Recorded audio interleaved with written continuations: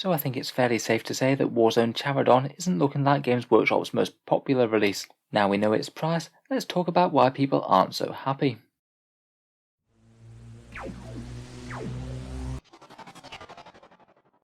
Hello and welcome back to Warspecs Tactics, the strategy-focused 40k channel, where today we're talking about Warzone Charadon, and why I don't think it's going to sell particularly well, despite having some potentially interesting rules inside it.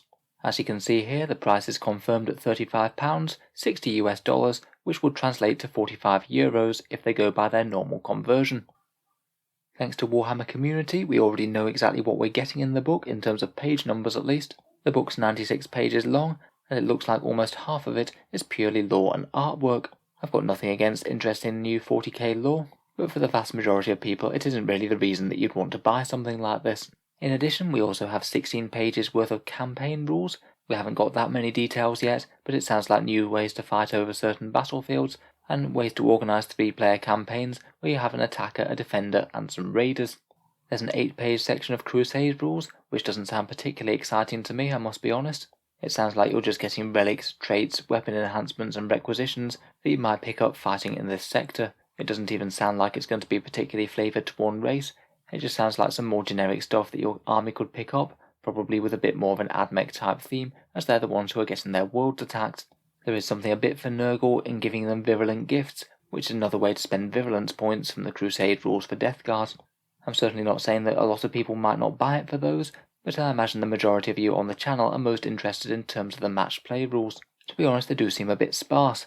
6 pages for AdMech, including a mini Metallica supplement and a defense cohort, 6 pages for Knights with a 3-blade lance and a House Raven supplement, 6 pages for Death Guard with their Terminus S assault force, which I've already seen most of, and just 4 pages for Drukhari in the Witch Cult of Strife supplement. We already covered those armies of renown in another video. You give up certain parts of your army to be able to get some special rules for what remains, and I'm sure that the mini supplements will just be a few extra warlord traits, relics and stratagems. So reaction to this on the internet hasn't exactly been stellar, so I thought I'd try and highlight why people aren't particularly falling over themselves to buy this book. First of all, it is really quite expensive. It's £35 or $60. It's more than a codex, much less use than a codex to any given faction, and also the page content isn't exactly enormous either. For example, Codex Space Marines for £30 has over 200 pages in it. That's double the size of this book. In terms of the actual updates to the core 40k rules, there are match play updates there, but to be honest there's only a very few pages for any one given faction. Say if you were playing AdMech and you were deciding whether or not to buy this book, you're basically weighing up £35 versus literally 6 pages of rules. 1 Army of Renown formation, which would lock you out of using half your army, and then 1 supplement for Metallica, which the vast majority of AdMech players don't collect in the first place, and depending on the actual rules there, it might or might not actually be competitive and one of the strongest ways to play the faction. It really seems like a lot lower yield than buying a codex or even one of the Psychic Awakening supplements that were coming out last year. At least they gave some decent meaningful updates that affected the entire army, rather than just isolated sub-factions or weird forces drawn from them. I think to a lot of people the rest of the book will just be Games Workshop trying to pad it out.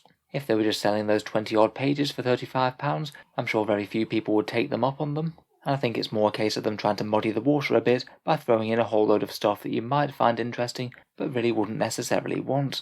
Warhammer fluff and artwork is good and everything, but if you really like reading about stuff, there are pretty much endless Warhammer wikis on the internet as well, where you really can immerse yourself in 40k lore. I think a lot of people are maybe a bit burned out and wary from campaign books in the past.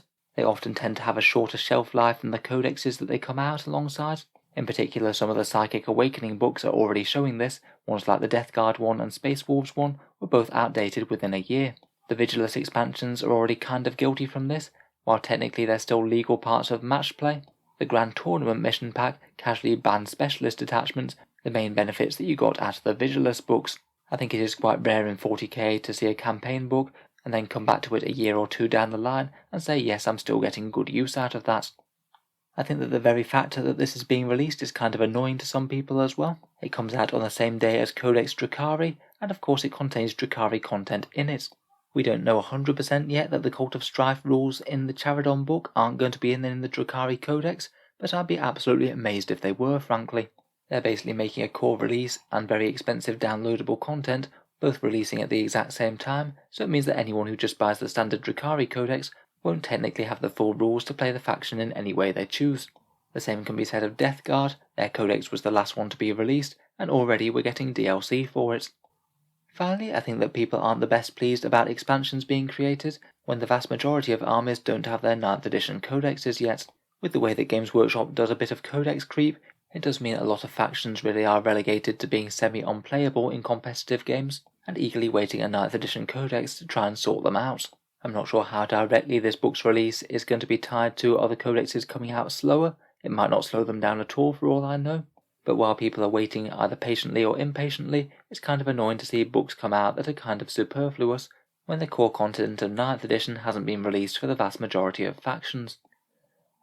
So overall, is Warzone Charadon worth picking up? For me, I'd say it's one of those ones where you don't really want to pre-order it. I'd wait to see what the reviews say, and perhaps give it a good few weeks to think about it, and only pick it up if you really think that you're going to use it a fair bit. I'm sure we'll get plenty of in-depth reviews from people out over the weekend, and I'll try and go over the match play section myself. Obviously, if you are going to get good value out of the lore section, crusade or campaign rules, then it has far more value than for the match play. But even so, I think it's still a bit on the pricey side at £35 or $60, so I treat it as a far more superfluous luxury purchase if you can afford it, than one that you really need to pick up to play in a given army. In any case, please let me know down in the comments below, do you think it's a good deal? Are you going to be picking up yourself, and why or why not? If you've enjoyed the video, then feel free to subscribe to Allspecs Tactics, where I'll certainly be covering Warzone Charadon and all Games Workshop's releases and previews as they come out. And finally, if you are looking to pick up any Warhammer in the UK, I would just like to mention that I do have an Element Games affiliate link, which you can find down in the video description. Element Games is a UK-based discount retailer with 10 to 20% off Games Workshop's products, and they've always been very reliable for me in the past. If you order through them, a small amount goes to help support the channel, and it doesn't cost you any more whatsoever. Can just be a way to help support if you were thinking about buying some Warhammer anyway. If you live in the USA or Canada, I do also have an Amazon affiliate link, that's also in the video description. Again, can just be a way to help support the channel if you are ordering something off Amazon. Just click through the link and buy whatever you were going to buy. A small amount of money goes to Allspecs Tactics. A massive thank you to you guys who have been using those links, it is much appreciated, and it does help keep the videos coming. In any case, a big thank you for listening, and I'll hope to see you guys next time.